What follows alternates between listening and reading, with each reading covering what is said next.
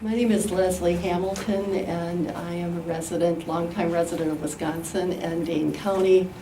Also a graduate of the University of Wisconsin School of Letters and Science and the law school. And I'm here today to ask that you vote in favor of Resolution 275.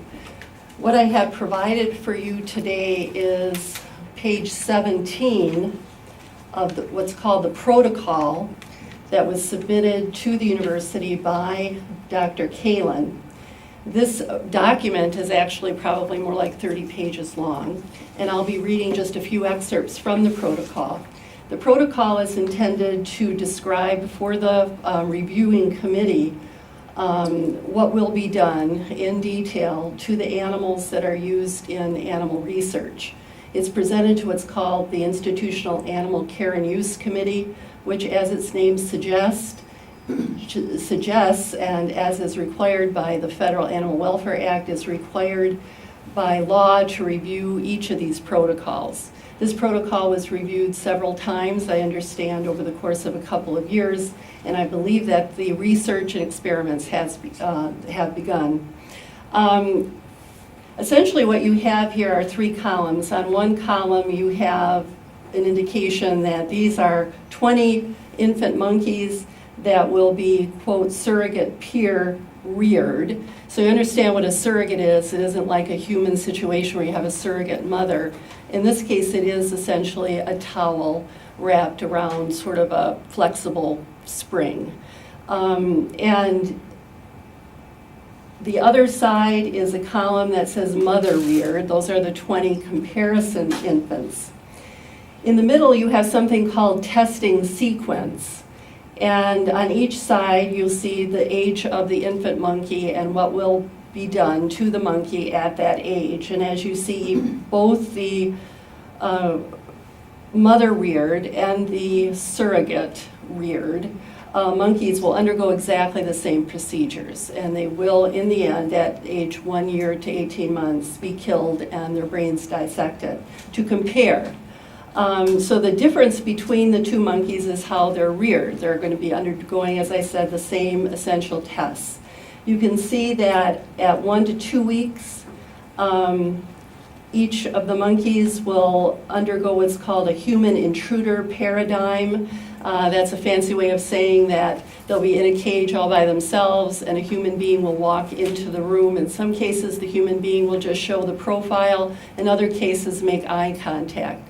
Eye contact to a macaque is an extremely threatening thing, and that is why it's being used in these experiments. There's also blood samples and what's called a PET. That's like I don't know exactly how it's done, but if you've ever had a PET scan or know anyone who has cancer, they usually will undergo a PET scan. It's like an MRI or any other kind of what they might call non-invasive test. At 2 to 3 weeks, all of the monkeys will undergo MRIs. At 6 weeks, again, we have the human intruder paradigm, blood samples, and PET scans. 7 weeks, MRI.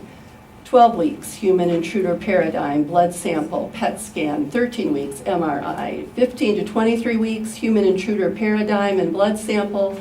Also, they're taking samples of their cerebral spinal fluid, which would be a painful process. Again, 24 weeks, same PET scan. 25 weeks, MRI. 26 to 36 weeks, they have various other sorts of tests and observations that will take place. Then we move to the snakes. The snake involves, first of all, what they do is they figure out what foods the monkeys really like. It takes them a while, and they essentially they put the monkey in a cage that allows them access through bars just in the front of the cage to a plexiglass box. And on the top of that box will be what they eventually determine to be the monkey's favorite food.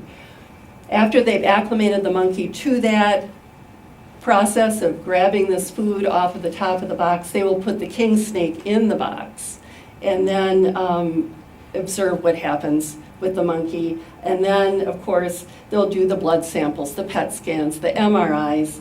And Finally, at 1 year to 1.5 years, they will kill all of the monkeys and examine their brains. So I would like you to, I'm finished? Yeah, if you could just wrap up. Oh, all right. If you get a chance to look at the protocol itself, you will see in detail what is done with the monkeys for each of these procedures. The monkeys, when they're removed from their mothers are anesthetized because it's so traumatic for both of them. When the when their blood is taken, the MRIs are done, the PET scans are done, the monkeys are strapped down to tables. They are put under using ketamine, which is an animal anesthetic. So I'm sorry I took up all my time. I wanted to give you more detail of the typical day in the life of one of these monkeys, but the protocol is online and you can read those details later. Thank you for your time.